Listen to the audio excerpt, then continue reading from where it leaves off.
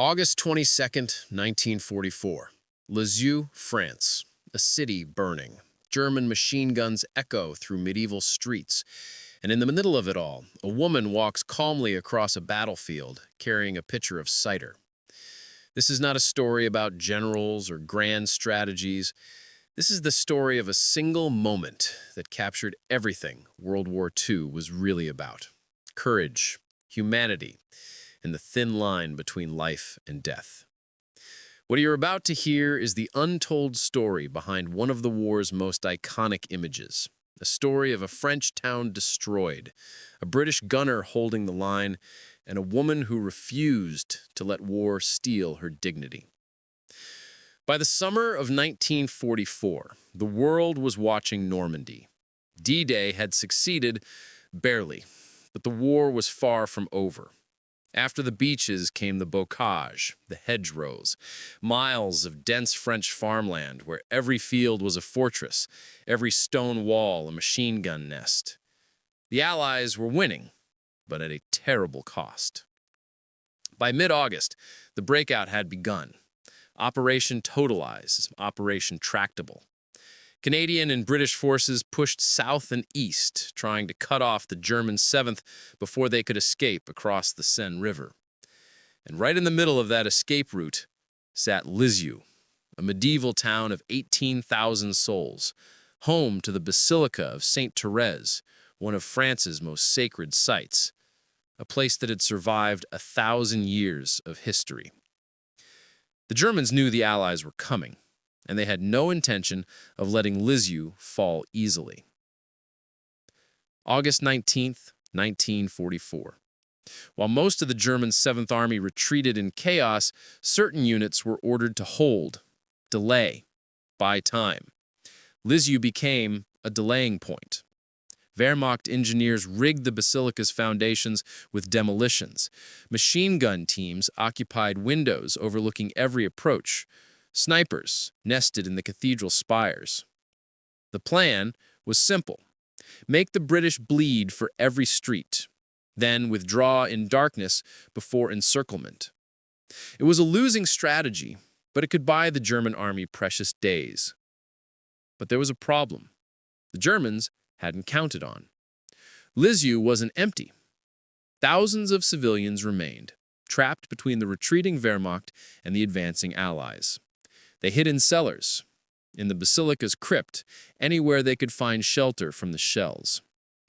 And then, on the morning of August 21st, the bombardment began.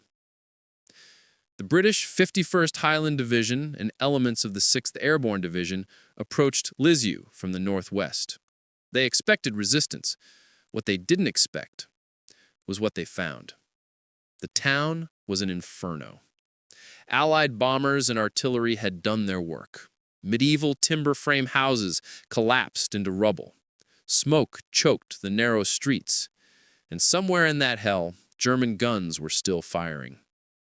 Among the British forces was a standard infantry section, a rifleman, a lance corporal, and a Bren gunner. His name is lost to history, but his weapon wasn't. The Bren gun, British-made, Czech-designed. .303 caliber, 500 rounds per minute. Accurate, reliable, deadly. This weapon and men like him had fought from North Africa to Normandy. And now they would fight in the ruins of a French cathedral town. Urban warfare is chaos. You don't see the enemy until he's 10 feet away. Every window is a threat. Every corner could be your last. The Bren gunner's job was simple: suppress enemy positions while riflemen advanced. Stay alert, stay alive. By the afternoon of August 22nd, British troops had pushed into the town center. German resistance was crumbling but not broken. Pockets of Wehrmacht soldiers still fought from rubble piles and burned-out shops. And that's when the photograph was taken.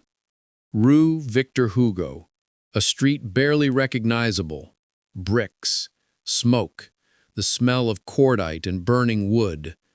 The Bren gunner set up his position behind a low wall, his barrel aimed down the street, covering the advance. He was exhausted. They all were. Days of fighting, little sleep, rations eaten cold, water scarce, and the knowledge that any second, a sniper's bullet or an MG-42 burst could end everything. And then she appeared, a Frenchwoman, middle-aged, her dress dusty but intact. In her hands a ceramic pitcher and a glass. She walked calmly, impossibly calmly, across the street, through the gunfire, toward the British position. No one knows her name. We don't know where she came from, a basement, the cellar, perhaps the basilica's crypt. But we know what she did. She knelt beside the Bren gunner and poured him a glass of cider. Not wine, not water. Cider, the drink of Normandy, the taste of home. For the British soldier, this wasn't just refreshment. It was a message. You are welcome here. You are our liberators. We see you as human, not just soldiers. The gunner drank, the woman smiled, and somewhere nearby, a British Army photographer named Lang captured the moment on film. One shutter click, 1 second. Frozen, forever. Then she was gone, back into the ruins, back to shelter. The gunner returned to his weapon. The battle continued. But the war didn't pause for kindness. German resistance in Lisieux lasted another 12 hours. Snipers, booby traps, desperate last stands. British engineers found the demolition charges beneath the basilica just in time. They cut the wires with minutes to spare. The cathedral miraculously survived. By dawn on August 23rd, this year was liberated. The Germans had withdrawn east, leaving behind wreckage and mines, but the town was free. The civilians emerged from hiding, thousands of them, hungry, traumatized, grateful. They hugged British soldiers, they wept, they sang the Marseillaise in the ruins of their homes. And somewhere in that crowd, we imagine, was the woman with the cider pitcher. Did she survive the war? Did she ever know her photograph would become famous? We'll never know. But her gesture, that single act of humanity, outlived the battle, outlived the war. It became a symbol of what we fight for, not territory, not ideology, but the belief that even in hell, dignity survives, compassion survives, humanity survives. The liberation of Lisieux was a footnote in the larger Normandy campaign. No major battle, no turning point, just one more town among hundreds freed in the summer of 1944. But the cost was real. 70% of Lisieux's buildings were destroyed. Hundreds of civilians died. The Basilica of Sainte-Thérèse stood, but the town around it was rubble. Reconstruction took decades. The Basilica of Sainte-Thérèse became a pilgrimage site once more. The medieval streets were rebuilt, modernized. By the 1960s, Lisieux looked nothing like it had in 1944. Today, Lisieux is a quiet town of 20,000. Tourists visit for the basilica, not the battlefield. The scars have healed, but the photograph remains. Preserved in the Imperial War Museum, reproduced in history books, shared online by millions. People still ask, who was she? What happened to the soldier? Did they ever meet again? Researchers have tried to identify them. The soldier was likely from the British 51st Highland Division or 6th Airborne. The woman, no records survive. She was one of thousands of anonymous heroes. The Bren gunner, whoever he was, probably went on to fight in the Netherlands, maybe Germany. He might have survived the war. He might not have. We don't know. But what we do know is this.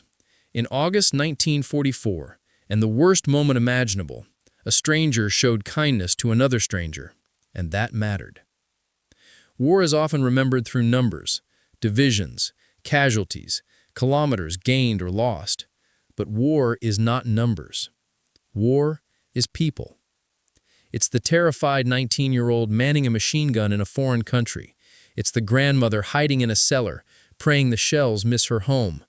It's the mother walking through gunfire because she refuses to let fear win. 80 years later, we still fight wars. We still see cities burn, We still see civilians caught in crossfire, and we still see moments of grace.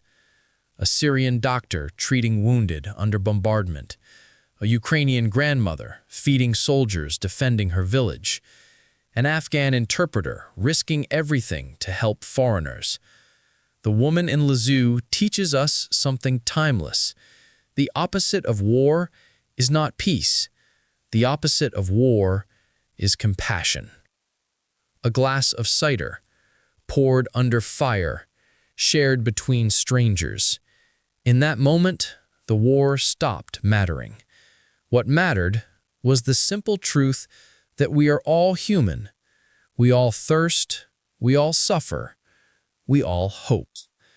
We will never know her name, but we will never forget what she did. Because in the end, the battles fade, the borders change, the politicians are forgotten. But kindness echoes forever. This has been the story of a single photograph, a single moment, and the eternal truth it captures. Thank you for watching. Remember the past, honor the sacrifice, and when you can, pour someone a drink. You never know how much it might mean.